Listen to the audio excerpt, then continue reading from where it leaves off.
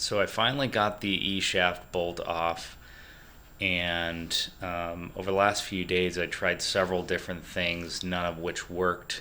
First I tried two different impact guns.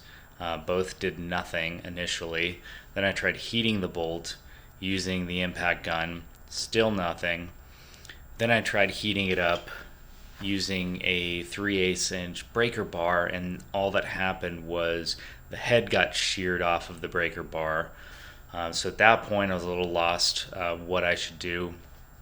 And I was talking to my brother Shiloh, and he had the idea of heating up the bolt, then hitting it with a hammer, then letting it cool down, heating it back up, hitting it again, and trying that a few times. So with that idea, I went ahead and ordered a larger breaker bar. I got a 1-inch drive bar that had 40 inches in length. Tried the new method, heated it up, hit it with a hammer, let it cool down, and I did that 3 times. And then with the new breaker bar, it was finally able to come off. So what a pain in the ass that was. Wasn't really expecting that, so it set me back a couple of days.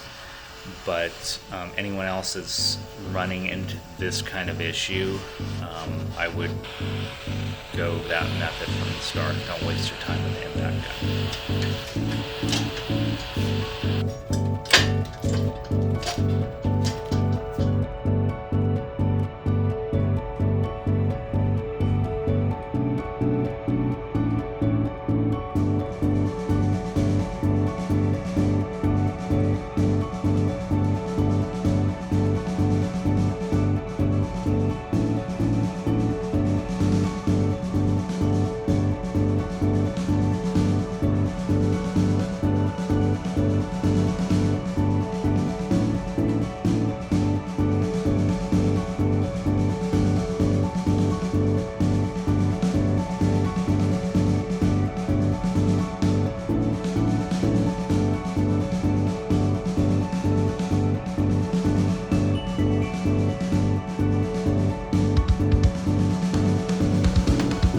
After a week of this thing fighting me, I finally got the eccentric bolt off.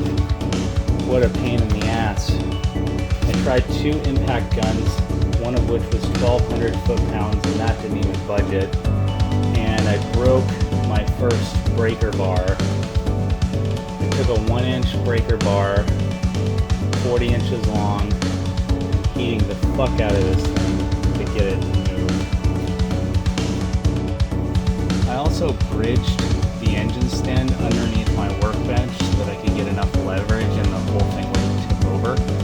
When I did that, I noticed that there's actually oil coming out of these ports here. Now I'm not for certain yet, but that probably means that the oil control rings on the rotors are shot. That's my best guess, but we already got new rings to replace those.